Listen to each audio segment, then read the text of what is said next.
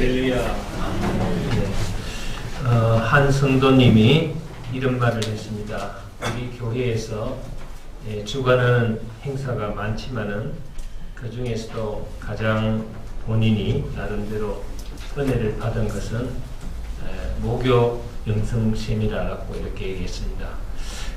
그 이유는 자기가 신앙생활을 하면서 잘 몰랐는데 영적으로 여러 가지 실생활에서 사용해야 될 영성 부분을 공부하고 나서 신앙에 많이 도움이 됐고, 또 앞으로도 자기가 어떻게 영적 생활을 해야 되는가 하는 것에 대해서 많이 배웠다고 합니다.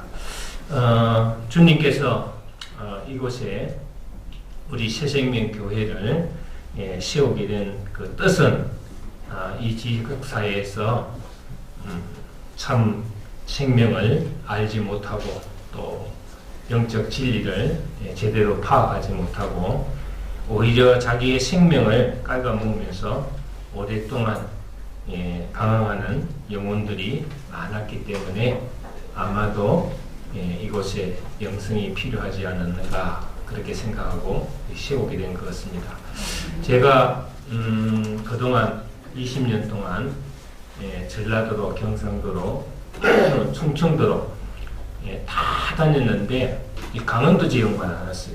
이상하게 마지막으로. 그래서 알고 보니까 강원도에서는 저를 아는 사람이 하나도 없어요. 다른 데에서는 다 아는데 강원도 했던 것 같아요. 그래서 이제 앞으로 제가 이 강원도 지역의 복음을 전하기 위해서 강원도 극동방송이나 여러 가지 방송을 통해서 강원도 지역의 복음을 좀 전하려고 마음을 먹고 있습니다. 하여튼 이곳에 하나님이 교회를 세운 뜻은 하나님이 세상을 이처럼 사랑하사 독생자를 주셨으니 이는 저를 믿는 자마다 멸망치 않고 영생을 얻게 하려 하십니다. 아멘입니까? 자기 영혼적으로 방황하고 또 자기의 신앙생활을 하면서도 지금 침체되어 있는 영혼들 위해서 하나님이 이곳에 우리 교회를 세웠지 않은가. 주님은 이 땅에 오신 절대적인 이유가 뭡니까? 죄 가운데 있는 우리를 구원하시고 새 생명을 주시기 위해서 이 땅에 오셨습니다. 그래서 요한복음 20장 31절에는 오직 이것을 기록하면 너희도 예수께서 하나님의 아들 그리스도임을 믿게 하려 하며 또 너희도 믿고 그 이름을 힘입어 생명을 얻게 하려 합니다. 아멘입니까? 하나님께서 우리에게 기록된 성경을 주신 이유 역시 예수 그리스도 안에서 참 생명을 얻게 하시기 위함이었던 것입니다. 따라서 이 땅에 있는 교회의 절대적인 존재 이유 역시 생명을 살리기 위함이라는 것입니다. 자신도 모르게요 욕망의 탐욕에 찌들어서 하루하루 죽음을 향해서 행진하는 사람들이 예수 그리스도를 만나서 이 예수 그리스도 안에 있는 참 생명 안에 인도로 들어오게 되죠. 이런 의미에서 우리 모교 영성 세미나가 초교파적으로 이렇게 죽어가는 영혼들에게 다시 실제적인 영적인 삶을 소개하고 있습니다. 그래서 우리는 정말 막중한 사명감을 가지고 모교 영성 세미나 때는 봉사자들이 영혼을 살리는 마음으로 여러분들이 참여해야 된다는 거 다시 한번 말씀드립니다. 우리 하나님 보시기에 우리의 행위 중 무엇을 가장 아름답게 보실까요? 우리 하나님 보시기에 우리의 어떤 행동이 하나님께 가장 감동이 될 수 있을까요? 두말할 것 없이 생명으로 사람을 살리는 것입니다. 진리로 사람들의 영혼을 깨우는 것입니다.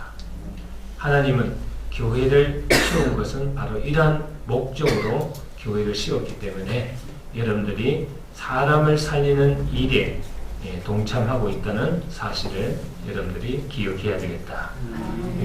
하나님께서 이를 위해서 우리에게 예수 그리스도를 보내주셨고요. 또 생명을 주셨고 교회도 주셨고 가정도 주셨고 또 여러분들 일터를 주셨고 무엇보다도 우리에게 거듭남의 새 생명을 허락하셨다. 우리는 언제 어디서나 이 새 생명의 정의 또 새 생명의 도구가 되어야 한다. 이에 따라서 우리의 생명의 의미와 가치가 결정되는 것입니다. 예수님께서 십자가에 못 박히신 지 사흘째 되는 날 이른 새벽에 막달라 마리아는 예수님에게 시신의 향품을 발라드리기 위해서 예수님의 무덤을 찾았죠. 그런데 예수님이 누워 있어야 될 그 자리에 예수님이 계시지 않았어요. 그래서 막달라 마리아가 너무너무 당해서 웁니다. 울고 통곡하고 애곡하고 있습니다. 부활하신 예수님께서 그 막달라 마리아의 모습을 보고 측은하게 생각하셔서 예수님이 가장 먼저 이름을 부른 사람이 마리아였어요. 마리아야 이렇게 부릅니다. 그제서야 막달라 마리아는 비로소 부활하신 예수님을 바라보았습니다. 말하자면 부활하신 예수님을 직접 첫 번째 본 그리스도인이라고 할 수가 있죠. 그때 막달라 마리아의 기쁨은 얼마나 컸는지 말을 다 할 수가 없을 정도였을 거예요. 그래서 예수님으로 인해서 예수님을 사랑하고 주님을 따른 자가 되었습니다. 그것은 오직 자기를 위함이었습니다. 그러나 막달라 마리아는 이 순간부터 타인에게 부활하신 예수님을 증거하게 됐습니다. 죽음을 깨뜨리시고 부활하신 예수님, 예수 그리스도의 참 생명을 증거하는 자가 되었다. 내가 주를 보았다. 주님이 주께서 이렇게 말씀하셨다. 이거 두 마디로 계속 사람들에게 증거하는 사람이 됐습니다. 그녀는 거침없이 새 생명의 통로가 되었던 것입니다. 예수님 부활의 첫 증인이기 때문에 주님의 부활을 이야기할 때마다 결코 빠질 수 없는 막달라 마리아가 본문 18절을 끝으로 이제는 마리아가 등장이 되지 않습니다. 성경에는 사라져버리죠. 다시 말해서 요한복음은 이 이후에 막달라 마리아가 어떻게 여생을 보내었는지에 대해서 더 이상 언급치 않고 있습니다. 여러분, 우리가 참 생명을 얻고 새 생명을 얻고 예수를 위해서 살게 되고 예수보다 더 귀한 것이 없게 될 때는 그 이후의 삶은 얘기할 필요가 없는 거예요. 그 이후의 삶은 천국의 삶이 되는 겁니다. 우리가 예수 믿기 전에 예수를 바르게 받아들이기 전까지는 우리가 끊임없이 방황하고 끊임없이 우리가 영적으로 갈등을 가졌지만은 정말 참 생명이신 예수가 내 안에 들어왔을 때는 그 이후로는 무슨 말도 필요가 없습니다. 여러분들은 예수 그리스도의 삶을 살게 되는 겁니다. 이제는 내가 산 것이 아니라 오직 내 안에 그리스도께서 사신 것이다. 그래서 물론 제자들도 카메라 초점이 막달라 마리아에서 제자들에게 옮겨졌기 때문에 그런 이유도 있겠지만은 막달라 마리아가 여생을 어떻게 살았겠는지를 보여주는 신뢰가 이미 바로 요한복음에 잘 소개되어 있습니다.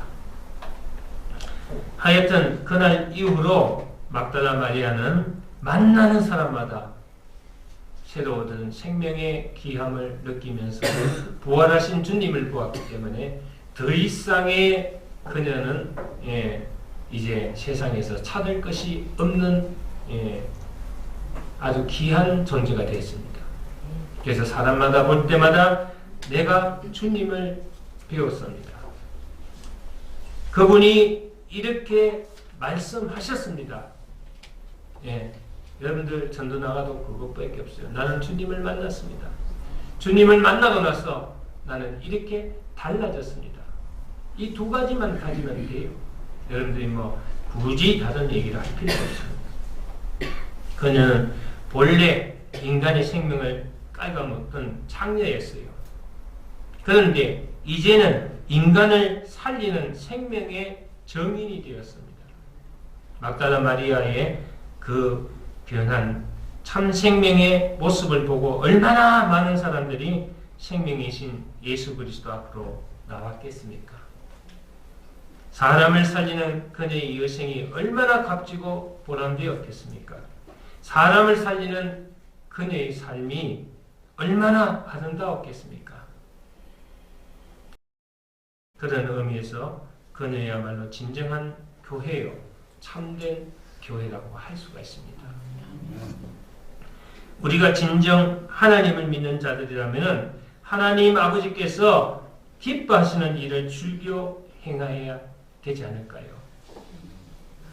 여러분들이 살면서 그냥 자기 문제에 갇혀가지고 죽느니 사느니 하고 하소연하고 이거 주세요 저거 주세요 이거 해결해 주세요 저거 해결해 주수가 아니고 정말 주님이 기뻐하는 일이 무엇인가를 여러분 한번 생각해 보세요. 내 자신만의 삶이 아니라 내가 다른 사람에게 필요한 사람이 되었을 때 여러분들이 삶의 진정한 가치를 느낄 수 있을 때라고 생각합니다. 그래서 서두에서도 말씀드린 바와 같이 하나님께서 가장 기뻐하실 일이 바로 무엇이겠습니까? 이 질문에 대해서 예수님은 누가복음 15장 4절에서 7절 말씀에 이렇게 얘기합니다. 너희 중에 어느 사람이 양 100마리가 있는데 그 중에 하나를 잃으면 99마리를 들여두고 그 잃은 것을 찾도록 찾아다니지 아니하느냐. 또 찾은 적 줄고 어깨에 메고 집에 와서 그것과 이웃을 불러 모으고 말하되 나와 함께 즐기자. 나의 잃은 양을 찾아노라 하리라. 내가 너에게 이르노니 이와 같이 죄인 하나가 회개하면은 하늘에서 회개할 것 없는 의인 99을 인하여 기뻐하는 것보다 더하리라. 하나님께서 가장 기뻐하시는 일은 길을 잇고 죽음의 불판을 방황하는 양 한 마리를 찾는 것입니다. 죄악의 구렁텅이에 빠져서 죄인 한 생명을 생명의 길로 인도하는 것, 즉 사람을 살리는 일을 가장 기뻐하시는 겁니다. 잃어버린 한 마리의 양을 찾기 위해서 결국 낭떠러지마저 마다 않고 찾아 나서는 목자의 모습을 생각해 보세요. 얼마나 수고하고 얼마나 거룩한 삶의 모습입니까? 내가 참 생명을 알지 못한 자에게 생명이신 예수 그리스도를 여러분들이 전한다는 것은 하나님을 기쁘시게 하는 일일 뿐 아니라 자기 자신의 삶을 숭고하게 거룩하게 갖고 가는 삶이란 것을 알아야 된다. 그냥 여러분들이 내 생명 하나에 위해서 교회에 왔다 갔다 하는 것이 아니고 내가 나같이 죄 많은 죄인이 하나님께 구원을 받았으니 나처럼 허물이 많은 자가 하나님께 사함을 받았으니 이 기쁨을 여러분들이 힘있게 전하는 것이 바로 성도의 삶입니다. 하나님을 기쁘시게 하는 삶이란 것입니다. 제주도 여행 안 보내줘도 여러분들이 열심히 전도해야 됩니다. 이것보다 하나님이 더 기뻐하는 것은 없습니다. 얼마나 여러분들이 전도를 안 하면 제주도 여행까지 상표를 붙이지 않겠어요? 응? 그런 거 다 여러분들 젖혀놓고 내 자신이 정말로 하나님 기뻐하는 영혼이 되기 위해서 여러분들이 지금도 잃어버린 양 한 마리를 찾아서 떠나는 목자의 심정으로 여러분들이 전도하고 일을 해야 될 것입니다.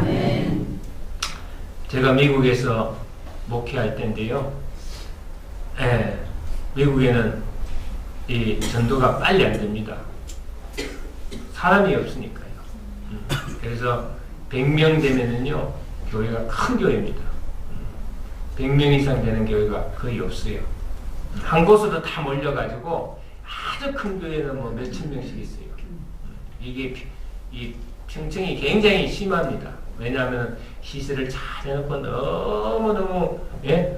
모든 프로그램이 좋고 환경이 좋은 곳에는 몇천 명 다니고, 그리고 보통 10명 미만, 20명 미만 교회가 거의 대부분이에요. 저도 그 중에 하나입니다.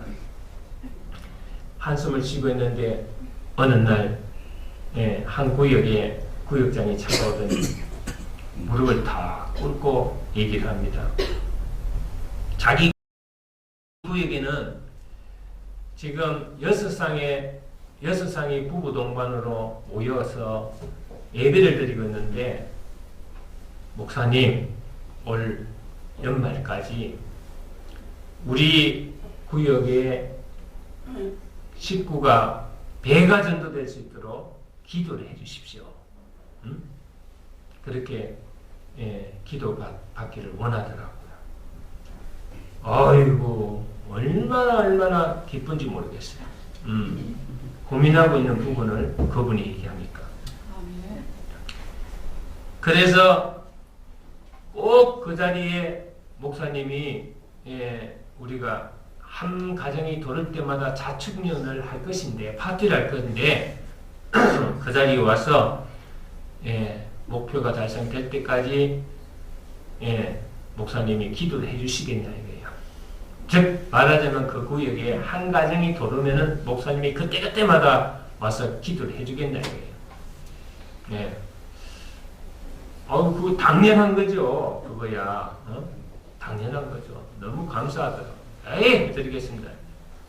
근데 정말 이분들이요, 열심히 했어요. 열심히. 아주 열심히 하더라고요. 그 열심히 한다는 거 여러분 뭔지 아세요? 네? 전도하는데 그냥 전도됩니까? 전도해가지고 오면요, 전도한 사람, 그 사람 그대로 닮아가 와요. 보면. 다 끼리끼리 법칙, 동료의 법칙이라는 게 있잖아요. 전도한 사람이 그 사람의 영적 상태에 그 똑같은 사람이 전도되어 와요. 보면. 여러분들이 전도를 쉽게 생각하면 안 돼요. 이분들이 6가정이 나중에 17가정을 늘어났는데 이분들이 얼마나 기도했겠어요. 목표 달성 초과했어요. 6가정이면 12가정이면 되는데 17가정이 됐어요. 깜짝 놀랐습니다. 모두 한 마음, 한 믿음을 갖지 않고서는 절대 한 가정도 인도할 수가 없어요. 6가정이 손을 잡고 얼마나 기도하고 얼마나 그냥 주님 앞으로 한 영혼 인도하기 위해서 정말 구역 식구들이 본이 되고 말 한마디 행동 하나 얼마나 열심히 했는지 모르겠어요. 이거는 안 봐도 뻔한 겁니다. 불신자들이 볼 때 배울 것이 없으면은 그 사람 안 따라와요. 배울 것이 있어야 그 사람을 따라옵니다. 본이 되어야 그 사람을 따라옵니다. 불신자에게 그 사람에게 전혀 본이 안 되는 사람을 어떻게 따라오겠어요? 아, 내가 저 사람 볼 땐 참 좋다. 저 사람 진짜로 내가 한번 따라가 보고 싶다. 이런 신앙의 모습을 보이지 않으면 절대 오지 않습니다. 한 영혼도 인도할 수 없어요. 여러분들이 교회 생활하면서 한 영혼도 인도 안 하고 생을 나가는 사람들이 얼마나 많은지 몰라요. 70%입니다. 70%. 그 70%에 여러분들 들어가고 싶습니까? 그렇습니다, 여러분. 그분들의 인도로 17가정이 됐어요. 6가정이 17가정까지 될 때는 얼마나 많은 그분들의 기도가 있었고 그분들이 얼마나 열심히 했는지 저는 알아요. 그걸 알기 때문에 여러분들한테 제가 말씀드린 게 뭐냐 하면은 수고로 전도하는 게 어렵다는 거 아니까 여러분들 제주도 그거 걸어놨다고 여러분들 전도하고 안 하고 그거하고 관계없어요. 얼마나 교회를 위해서, 주님을 위해서 한 영혼을 찾는 일에 얼마나 힘들게 했는지 안단 말이에요. 제가 그걸 알기 때문에 여러분들이 쉬시라고, 조금이라도 쉬시라고, 육적 휴식도 좀 즐기라고.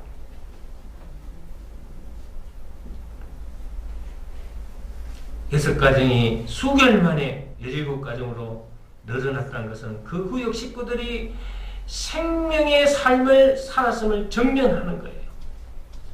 새 생명의 삶을 살았기 때문에 그 사람들도 새로운 생명을 얻기 위해서 온 거예요. 생명만이 생명을 깨웁니다. 생명만이 생명을 이끕니다. 생명만이 생명을 살립니다. 여러분, 그 사람 안에 생명이 없으면 죽어 있는 거예요. 저는 여러분들 볼 때 주일날 딱 보면요, 저 사람 살아있구나, 죽었구나 하는 걸 보여요. 영적으로 침체되어 있으면 죽어 있는 거예요. 영적으로 살아있으면 살아있는 겁니다. 살아있는 사람한테 문제가 주어지고 살아있는 사람한테 문제가 해결되는 거예요. 죽은 사람에게는 문제 해결도 필요 없고 문제도 주어지지 않습니다. 여러분들이 오늘 살아있기에 주님을 찬양하기 위해서 이것이 온 거예요. 이 자리에 앉아 있는 거예요.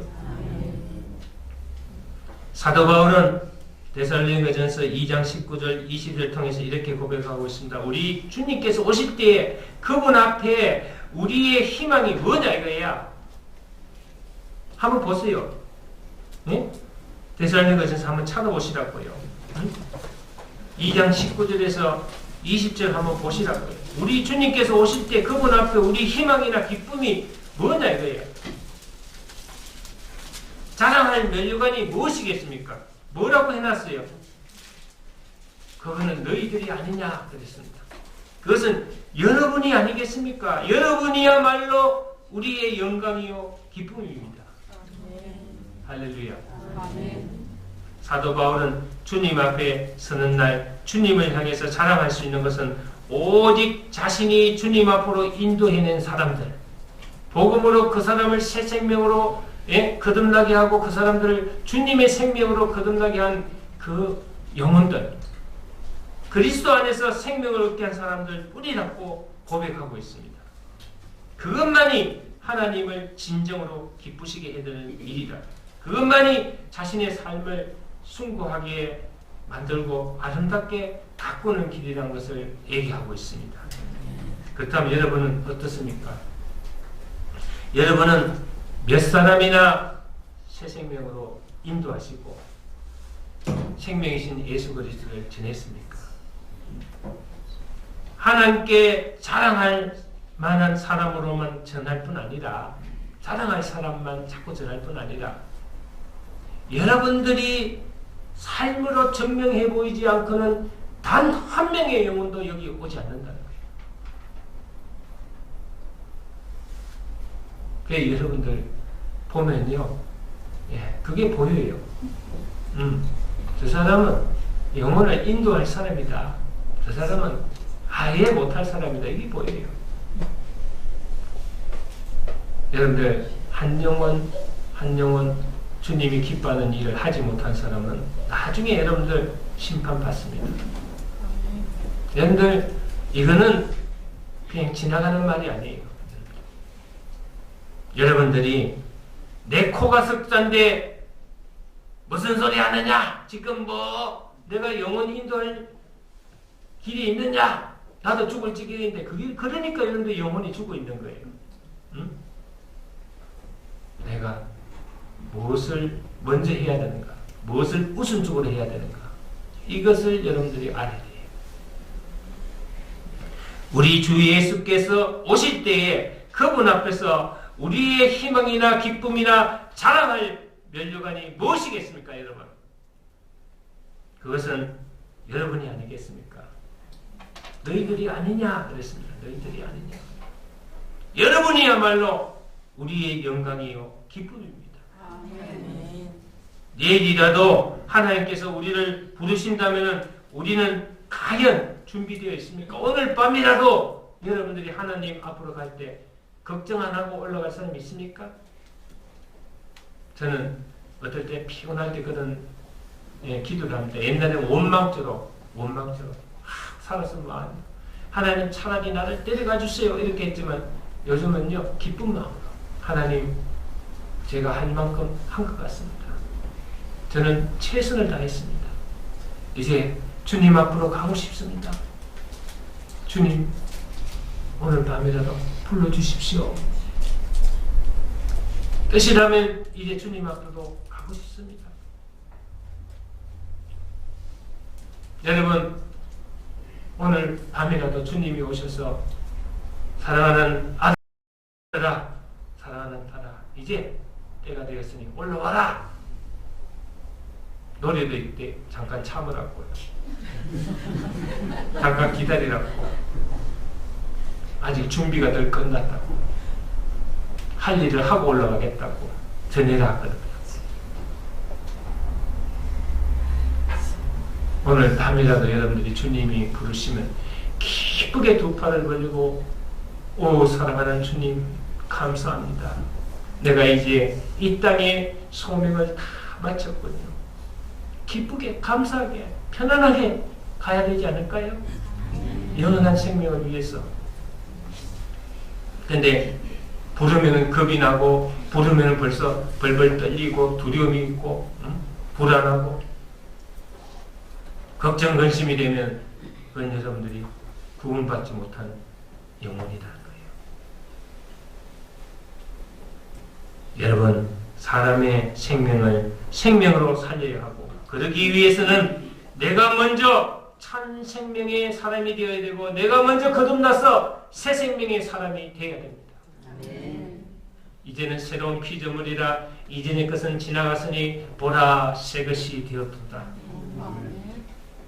여러분들이 새로운 피조물로서 새로운 생명으로서 살아야지 맨날 구습에 악습에 붙들려서 죽어가는 영혼을 가지고 진전이 없다면 그건 여러분들이 하나도 앞으로도 비전이 없고 진전이 없어요. 자녀들이 무엇을 보고 배웁니까 여러분들? 자녀들이 무엇을 보고 따릅니까 여러분들? 내가 주님 앞에 숭고한 삶을 살고 주님 앞에 진실된 삶을 살고 주님 앞에 정말로 하나님 앞에 정말 여러분들이 살아있다는 걸 보여줄 때 자녀들이 그것을 보고 하나님 살아계신 거 알고 참 생명이신 주님을 찾게 되는 거지. 여러분들이 그분을 보이지 않는다면 세상을 따라 쫓아가고 엉터리 하나님 붙들고 이상한 데 빠지고 말이죠. 방황하고 헤매다가 세상 끝나는 거예요. 마귀를 한테 붙잡혀가지고 누가 어떻게 살아야 됩니까? 내가 하나님 앞에 새 생명을 가지고 바르게 여러분들이 본이 되어야 됩니다. 그래야 여러분들 주변에 있는 사람들이 하나님 살아계십니다. 정말 저분들이 다니는 교회에 한번 가보고 싶다. 저분들이 믿는 하나님을 내가 믿고 싶다. 그게 안 보일 때는 저분들이 믿는 하나님은 가짜다. 절대 안 따라옵니다. 내 엄마가 믿는 하나님, 내 아버지가 믿는 하나님, 저들이 믿는 하나님 가짜다. 엉터리다. 저렇게 살면서 무슨 교회 다니고 무슨 하나님 믿으라고 하느냐. 그 소리 듣지 마세요. 기도하겠습니다.